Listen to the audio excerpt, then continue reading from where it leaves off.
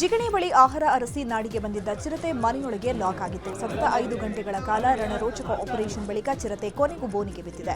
ಮಂಚದ ಅಡಿಯಲ್ಲಿ ಅವಿತಿದ್ದ ಚಿರತೆಗೆ ಅರವಳಿಕೆ ನೀಡಿ ಸೆರೆ ಹಿಡಿದಿದ್ದಾರೆ. ಚಿರತೆ ಆಗಮನದಿಂದ ಆತಂಕದಲ್ಲಿದ್ದ ಜನರು ಕೊನೆಗೂ ನಿಟ್ಟುಸಿರು ಬಿಟ್ಟಿದ್ದಾರೆ. ಆ ಪ್ಲೇವ್ ಸೆಟ್ಟು ನಾವು ಇಲ್ಲಿ ಬರುತ್ತೆ ಅಂತ ಅಲ್ಲಿ ಅಡ್ಡ ಹಾಕಿದ್ವಿ. ಅದೇನಾಯಿತು, ಎಗರ್ಕೊಂಡು ಒಳಗಡೆ ಬಂತಲ್ಲ, ನಾನು ಸಡನ್ ಆಗಿ ನಾಯಿ ಅನ್ಕೊಂಡಿದ್ದೆ, ಚಿರತೆ ಅನ್ಕೊಂಡಿಲ್ಲ. ಆಮೇಲೆ ನಾನು ಮುಂದೆ ಹಿಂಗೆ ಪಾಸ್ ಆಗಿ ಮುಂದೆ ನಾನು ಅದು ಇಲ್ಲಿ ನನ್ನ ಮುಂದೆನೇ ಪಾಸ್ ಆಗಿ ಈ ಕಡೆ ಹೋಯ್ತು. ನಮ್ಮ ಮಿಸ್ಸಸ್ ನೋಡಿ ಅಲ್ಲಿ ಕೂತಿದ್ರು, ಅಲ್ಲಿ ಕೂತಿದ್ರು ನಮ್ಮ ಮಿಸ್ಸಸ್. ಅವ್ರು ಅಲ್ಲಿ ಕೂತ್ಕೊಂಡು ಟೀ ಕುಡಿದ್ರೆ ನಾನು ಇಲ್ಲಿ ಕೂತ್ಕೊಂಡಿದ್ದೆ. ಅದು ಸೀದಾ ನಮ್ಮ ಮುಂದೆನೇ ಬಂದು ಹಿಂಗೆ ಬಂದು ರೂಮ್ ಒಳಗಡೆ ಹೋಯ್ತು. ಹೋದ ತಕ್ಷಣ ಏನು ಮಾಡಿದ್ರು, ನಾನು ನಿಮ್ಮ ಮಿಸ್ಸಸ್ ಇಬ್ರು ಆಚೆ ಓಡೋಗಿ ಲಾಕ್ ಮಾಡಿಬಿಟ್ರು. ಖುಷಿ ಆಯಿತು ಮೇಡಮ್, ಸಂತೋಷ. ಯಾರಿಗೂ ಏನು ತೊಂದರೆ ಆಗ್ದಿರೋ ಪಾಪ ಎಲ್ಲರಿಗೂ ನಾನು ಧನ್ಯವಾದ. ಒಂದು ಪೊಲೀಸವ್ರಿಗೆ, ಆರೋಗ್ಯರಿಗೆ, ಮೀಡಿಯಾದವರೆಲ್ಲ ಬಂದಿದ್ರು, ಅವ್ರಿಗೂ ಎಲ್ಲ ಅಂತ. ಬಂಡೀಪುರದಲ್ಲಿ ರಾತ್ರಿ ವಾಹನ ಸಂಚಾರ ನಿಷೇಧ ತೆರವಿಗೆ ಸರ್ಕಾರ ಹುನ್ನಾರ ನಡೆಸುತ್ತಿದೆ ಅಂತ ಚಾಮರಾಜನಗರದಲ್ಲಿ ಕಬ್ಬು ಬೆಳೆಗಾರರ ಸಂಘ ಪ್ರತಿಭಟನೆ ನಡೆಸಿತು. ಭುವನೇಶ್ವರಿ ವೃತ್ತದಲ್ಲಿ ಮಾನವ ಸರಪಳಿ ನಡೆಸಿ ನಿಷೇಧ ತೆರವು ಮಾಡದಂತೆ ಆಗ್ರಹಿಸಿದರು. ಈ ನಾಟಕ ನಮ್ಮ ತೊಂದರೆಲ್ಲ ಉಳಿಬೇಕು. ಈ ಭಾಗದ ಬಂಡೀಪುರದ ಕಾಡನ್ನು ಉಳಿಸ್ತಕ್ಕಂಥ ಕೆಲಸ ಆಗಬೇಕು. ಆ ರಸ್ತೆಯನ್ನ ರಾತ್ರಿ ಸಂಚಾರಕ್ಕೆ ನಿಮ್ಮ ಅಧಿಕಾರ ಹೋದ್ರೂ ಚಿಂತೆ ಇಲ್ಲ. ಸಿದ್ದರಾಮಯ್ಯನವರೇ, ಡಿ ಕೆ ಶಿವಕುಮಾರ್ ಅವರೇ, ನಿಮ್ಮ ಸಂಬಂಧ ಬಾಂಧವ್ಯ ಇದ್ರೆ ನೀವು ಒಳಗಡೆ ಇಟ್ಕೊಳ್ರಿ. ನೀವು ಪಕ್ಷದ ಗುಲಾಮರಾಗಿ ಕೆಲಸ ಮಾಡಬೇಕಾದ್ರೆ ಗುಲಾಮರಾಗಿ ಕೆಲಸ ಮಾಡಿ. ಈ ರಾಷ್ಟ್ರದ ಸಂಪತ್ತಾದಂತ ಬಂಡೀಪುರ ಏನಾದರೂ ರಾತ್ರಿ ಸಂಚಾರ ಮುಕ್ತ ಕೊಟ್ಟು ಹಾಳು ಮಾಡಲಿಕ್ಕೆ ಹೊರಟ್ರೆ ನಿಮ್ಮನ್ನೀಗ ರೈತ ವರ್ಗ ಹಾಳು ಮಾಡಲಿಕ್ಕೆ ನಾವು ಸಿದ್ಧವಿದ್ದೀವಿ. ಇದೇ ವಿಚಾರ ಲೋಕಸಭೆಯಲ್ಲಿ ಇವತ್ತು ಪ್ರತಿಧ್ವನಿಸಿದೆ. ವಿಷಯ ಪ್ರಸ್ತಾಪಿಸಿರುವ ಕೊಡಗು ಮೈಸೂರು ಸಂಸದ ಯದುವೀರ್ ಯಾವುದೇ ಕಾರಣಕ್ಕೂ ಇದಕ್ಕೆ ಅನುಮತಿ ಕೊಡಬಾರದು ಅಂತ ಒತ್ತಾಯಿಸಿದರು. Over the NH 766 which runs through Chamarajanagar district in Karnataka and connects to Wayanad in Kerala. Despite this progressive policy which was put into place to ensure that wildlife collisions are to a minimum and also the illegal activity that happens during the night time is also at a minimum, the Kerala government has repeatedly sought to lift this ban, and time and again they have approached the Karnataka government. The sitting chief minister, who was also chief minister in this previous term, had denied the lifting of the night ban twice. Despite this, recently an affidavit was put into the Supreme Court which advocated for an elevated road on an alternative route and keeping the NH 76 only for local community use and emergency vehicles. The senior leaders within the Congress have exerted pressure on the Karnataka government to lift this and reconsider lifting the ban and also take back the affidavit that was filed in the Supreme Court. Madam, such interference in Karnataka's affairs, which undermines the state's efforts to protect its natural heritage for the benefit of a few political figures, is deeply condemnable. I respectfully urge you to direct this House. ಬೇಸಿಗೆ ಧಗೆಯಿಂದ ಹೈರಾಣಾಗಿದ್ದ ಬೆಂಗಳೂರಿಗರಿಗೆ ವರುಣನ ದರ್ಶನವಾಗಿದ್ದು ನಗರದ ಹಲವೆಡೆ ಅವಾಂತರಗಳೇ ಸೃಷ್ಟಿಯಾಗಿದೆ. ರಾಜಾಜಿನಗರದ second block 10ನೇ main ರಸ್ತೆಯಲ್ಲಿ ಬೃಹತ್ ಗಾತ್ರದ ಮರ ನೆಲಕ್ಕೆ ಉರುಳಿ ಬಿದ್ದಿದೆ. ಪರಿಣಾಮ 4 ಕಾರು, 4 ಬೈಕುಗಳು, 1 ಟಾಟಾ ಏಸ್ ವಾಹನ ಜಖಮಾಗಿದೆ. ಸ್ಥಳಕ್ಕೆ ಬಿಬಿಎಂಪಿ ಹಾಗೂ ಕೆಇಬಿ ಸಿಬ್ಬಂದಿ ಭೇಟಿ ನೀಡಿ ಮರ ತೆರವು ಮಾಡಿದರು. ಬೆಂಗಳೂರಿನ ಮಹದೇವಪುರದಲ್ಲಿಯೂ ಭಾರೀ ಮಳೆಯಾಗಿದೆ. ಪೈ ಲೇಔಟ್ 1ನೇ ಮುಖ್ಯ ರಸ್ತೆ ಹಾಗೂ 5ನೇ ಕ್ರಾಸ್ನಲ್ಲಿ ರಸ್ತೆ ಮೇಲೆ ನೀರು ನಿಂತು ಅವಾಂತರಗಳೇ ಸೃಷ್ಟಿಯಾಯಿತು. ಮನೆಗಳಿಗೆ ಮಳೆ ನೀರು ನುಗ್ಗಿದ ಪರಿಣಾಮ ಜನರು ಪರದಾಡಿದರು.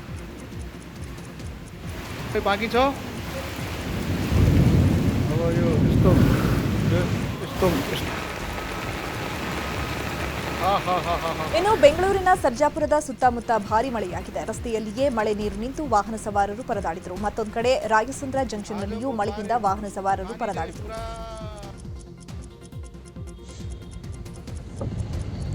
ಇತ್ತ ಸಿಎಸ್ಪಿ ಲೇಔಟ್ನಲ್ಲಿಯೂ ಮಳೆಯಾಗಿದ್ದು ನೆಲಮಹಡಿಯಲ್ಲಿರುವ ಮನೆಗಳಿಗೆ ನೀರು ನುಗ್ಗಿ ಅವಾಂತರಗಳೇ ಶುರುವಾಗಿತ್ತು. ರಾಜ್ಯದಾದ್ಯಂತ ಇವತ್ತಿನಿಂದ 3 ದಿನ ಗುಡುಗು ಮಿಂಚು ಸಹಿತ ವ್ಯಾಪಕ ಮಳೆ ಆಗಲಿದೆ. ಲಕ್ಷದ್ವೀಪ ವ್ಯಾಪ್ತಿಯಲ್ಲಿ ವಾಯುಭಾರ ಕುಸಿತ ಉಂಟಾಗಿದ್ದು ಈ ಕಾರಣದಿಂದ ದಕ್ಷಿಣ ಭಾರತದ 3-4 ರಾಜ್ಯಗಳಲ್ಲಿ ಭಾರೀ ಮಳೆ ಆಗಲಿದೆ ಅಂತ ಹವಾಮಾನ ಇಲಾಖೆ ಮುನ್ಸೂಚನೆ ನೀಡಿದೆ. ಬೆಂಗಳೂರಿನ ಬಿಟಿಎಂ ಲೇಔಟ್ನಲ್ಲಿಯೂ ಮಳೆಯಾಗಿದೆ. ತಾವರೆಕೆರೆ ರಸ್ತೆ ಜಲಾವೃತವಾಗಿದ್ದು ವಿದ್ಯಾರ್ಥಿಗಳು ನೀರಲ್ಲಿಯೇ ನಡ್ಕೊಂಡು ಹೋಗುವ ಸ್ಥಿತಿ ನಿರ್ಮಾಣವಾಯಿತು. ವಾಹನ ಸವಾರರು ಪರದಾಡಬೇಕಾಯಿತು. ಬೆಂಗಳೂರು ಗ್ರಾಮಾಂತರ ದೇವನಹಳ್ಳಿಯಲ್ಲಿಯೂ ವರುಣನ ಸಿಂಚನವಾಗಿದೆ. ಸುಮಾರು 1 ಗಂಟೆಗಳ ಕಾಲ ಸುರಿದ ಮಳೆಯಿಂದ ಜನ ಫುಲ್ ಖುಷಿಯಾಗಿದ್ದರು.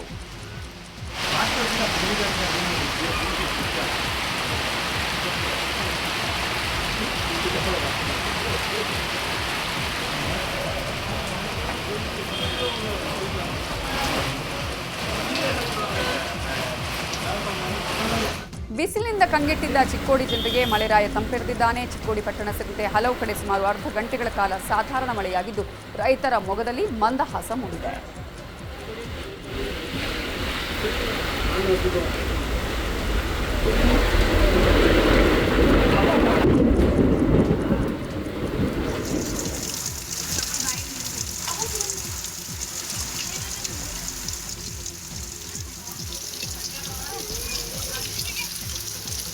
ಹಾವೇರಿಯಲ್ಲಿ ಭಾರೀ ಮಳೆಯಿಂದ ವರ್ತಕರು ಪರದಾಡಿದ್ದಾರೆ. ಮಾರುಕಟ್ಟೆಯಲ್ಲಿ ಬ್ಯಾಡಗಿ ಮೆಣಸಿನಕಾಯಿಯನ್ನು ಉಳಿಸಿಕೊಳ್ಳುವುದಕ್ಕೆ ಪರದಾಡಿದ್ರು. ರೈತರಿಂದ ಖರೀದಿಸಿ ಹೊರಾಂಗಣದಲ್ಲಿ ಒಣಗಿಸಿದ್ದ ಮೆಣಸಿನಕಾಯಿ ಪ್ಲಾಸ್ಟಿಕ್ ಟರ್ಪಲ್ ಹಾಕೋದಕ್ಕೆ ಹರಸಾಹಸ ಪಟ್ಟರು.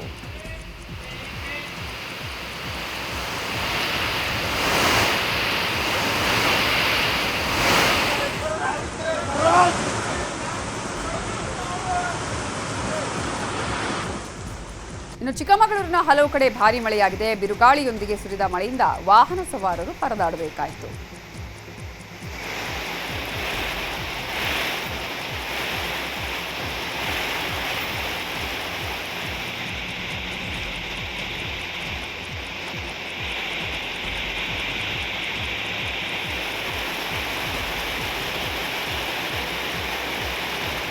ಕೊಪ್ಪಳದಲ್ಲೂ ಭಾರೀ ಮಳೆಯಾಗಿದೆ. ಜಿಲ್ಲೆಯ ಹಿಟ್ನಾಳ ಹೋಬಳಿಯಲ್ಲಿ ಅಕಾಲಿಕ ಗಾಳಿ ಮಳೆಯಿಂದ ಭತ್ತದ ಬೆಳೆ ನಾಶವಾಗಿದೆ.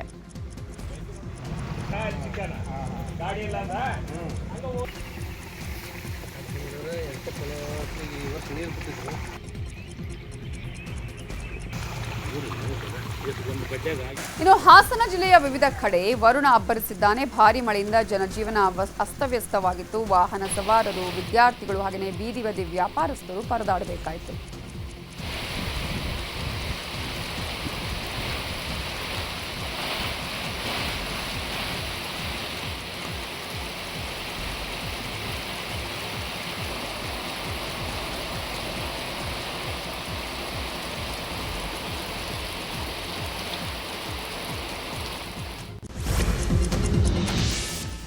ಚಿಕ್ಕಬಳ್ಳಾಪುರದ ಶಿಡ್ಲಘಟ್ಟ ನಗರ ಠಾಣೆಯಲ್ಲಿ ಪ್ರೇಮಿಗಳಿಗೆ ಪೊಲೀಸರೇ ಮದುವೆ ಮಾಡಿಸಿದ್ದಾರೆ. ಮದುವೆಗೆ ಪೋಷಕರ ವಿರೋಧ ವ್ಯಕ್ತವಾಗಿತ್ತು. ಹೀಗಾಗಿ ರಕ್ಷಣೆಗೆ ಪೊಲೀಸರ ಮೊರೆ ಹೋಗಿದ್ರು.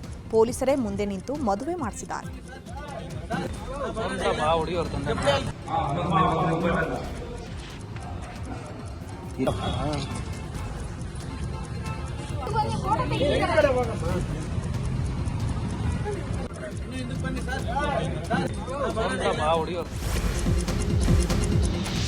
ತಾಂತ್ರಿಕ ದೋಷದಿಂದ ಗುಜರಾತ್ನಲ್ಲಿ ಐಎಎಫ್ ಜಾಗ್ವಾರ್ ಸೇನಾ ಫೈಟರ್ ಜೆಟ್ ಪತನಗೊಂಡಿದೆ. ಜಾಮ್ನಗರದ ಬಳಿ ಸಂಭವಿಸಿದ ದುರಂತದಲ್ಲಿ ಒಬ್ಬ ಪೈಲಟ್ ಸಾವನ್ನಪ್ಪಿದ್ದು ಮತ್ತೊಬ್ಬ ಪೈಲಟ್ ಗಾಯಗೊಂಡಿದ್ದಾರೆ. ಸುವರ್ದಾ ಗ್ರಾಮದಲ್ಲಿ ರಾತ್ರಿ 9:30 ಸುಮಾರಿಗೆ ನಡೆದ ದೃಶ್ಯ ಸಿಸಿಟಿವಿಯಲ್ಲಿ ಸೆರೆಯಾಗಿದೆ.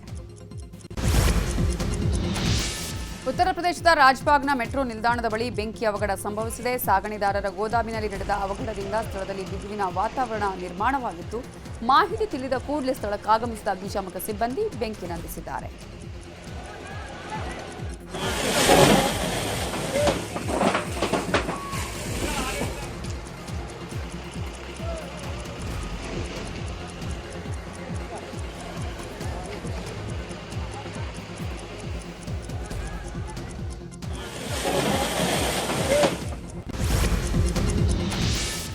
ದೆಹಲಿಯ ನೆಹರು ರಸ್ತೆ ಬಳಿಯ ಟ್ರಾಫಿಕ್ ಪೊಲೀಸ್ ಗೋದಾಮಿನಲ್ಲಿ ಬೆಂಕಿ ಅವಘಡ ಸಂಭವಿಸಿದೆ. ಬೆಂಕಿಯ ಕೆನ್ನಾಲಿಕೆಗೆ ನೂರಾರು ಕಾರು, ಬೈಕ್ ಸೇರಿದಂತೆ ಹಲವು ವಾಹನಗಳು ಸುಟ್ಟು ಕರಕಲಾಗಿವೆ.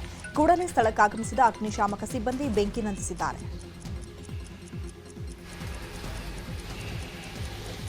आने से पहले गाड़ी में आग लगी थी मालखाने के अंदर। हमें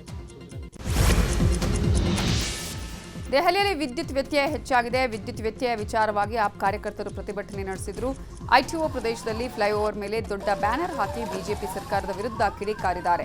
ಇನ್ನು ಸ್ಥಳಕ್ಕಾಗಮಿಸಿದ ಪೊಲೀಸರು ಪ್ರತಿಭಟನಾ ನಿರತರನ್ನ ವಶಕ್ಕೆ ಪಡೆದಿದ್ದಾರೆ.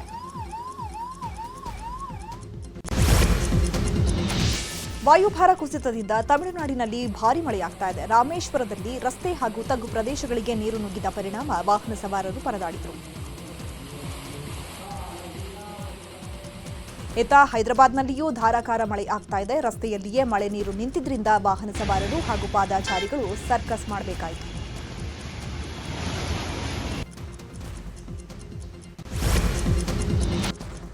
ಅಂತಾರಾಷ್ಟ್ರೀಯ ಮಟ್ಟದಲ್ಲಿ ಏನಾಗ್ತಾ ಇದೆ ಅನ್ನೋದನ್ನು ನೋಡೋಣ ವಿದೇಶ ಸುದ್ದಿಯಲ್ಲಿ. ಅಮೆರಿಕದ ರೆಸಿಪ್ರೋಕಲ್ ತೆರಿಗೆ ಪದ್ಧತಿ ಅಧಿಕೃತವಾಗಿ ಜಾರಿಯಾಗಿದೆ. ಅಮೆರಿಕ ಅಧ್ಯಕ್ಷ ಡೊನಾಲ್ಡ್ ಟ್ರಂಪ್ ಪ್ರತೀಕಾರದ ಸುಂಕ ಜಾರಿ ಮಾಡಿದ ಬಗ್ಗೆ ಮಾಹಿತಿ ಕೊಟ್ಟಿದ್ದಾರೆ. ಇದೇ ವೇಳೆ ಭಾರತದ ಮೇಲೆ ಮೃದು ಧೋರಣೆ ತೋರಿರುವ ಡೊನಾಲ್ಡ್ ಟ್ರಂಪ್ ಭಾರತಕ್ಕೆ ಶೇಕಡ 26% ತೆರಿಗೆ ವಿಧಿಸುವುದಾಗಿ ಹೇಳಿದ್ದಾರೆ.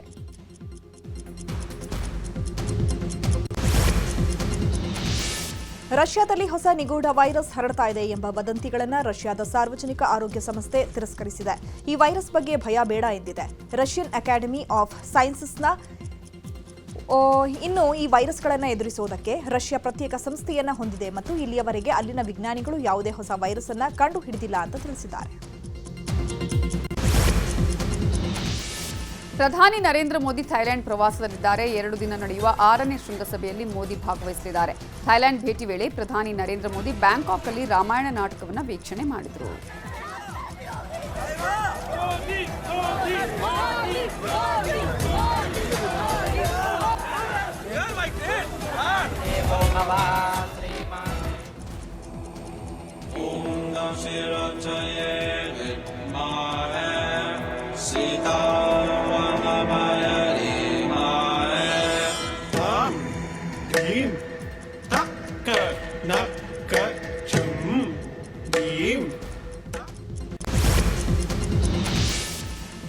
ಸರಣಿ ಭೂಕಂಪದಿಂದ ಮಯನ್ಮಾರ್ ಅಕ್ಷರಶಃ ನಲುಗಿ ಹೋಗಿದೆ. ಸಾವಿನ ಸಂಖ್ಯೆ ಏರ್ತಾನೆ ಇದ್ದು ಈವರೆಗೆ 3085ಕ್ಕೂ ಹೆಚ್ಚು ಮಂದಿ ಸಾವನ್ನಪ್ಪಿದ್ದಾರೆ. ಭೂಕಂಪದಿಂದ 4715 ಮಂದಿ ಗಾಯಗೊಂಡಿದ್ದು 341ಕ್ಕೂ ಹೆಚ್ಚು ಮಂದಿ ನಾಪತ್ತೆಯಾಗಿದ್ದಾರೆ. ಸ್ಥಳದಲ್ಲಿ ಎನ್ಡಿಆರ್ಎಫ್ ತಂಡ ಬೀಡು ಬಿಟ್ಟಿದ್ದು ಅವಶೇಷಗಳ ಅಡಿಯಲ್ಲಿ ಸಿಲುಕಿದವರನ್ನ ಹಾಗೂ ಮೃತದೇಹಗಳನ್ನು ಹೊರತೆಗೆತಾ ಇದ್ದಾರೆ. ಇಸ್ರೇಲ್ನ ಪುರಾತನ ಸ್ಥಳವಾದ ಟೆಲ್ ಅಜೇಕಾಗೆ ಹೋದ ಕುಟುಂಬಕ್ಕೆ 3800 ವರ್ಷಗಳ ಹಳೆಯ ನಿಧಿ ಸಿಕ್ಕಿದೆ. ಇದು ಕಾನಾನ್ಯ ಸಮುದಾಯಕ್ಕೆ ಸೇರಿದ್ದಾಗಿದ್ದು ಪ್ರಾಚೀನ ನಾಗರಿಕತೆಗಳ ಬಗ್ಗೆ ಬೆಳಕು ಚೆಲ್ಲಿದೆ.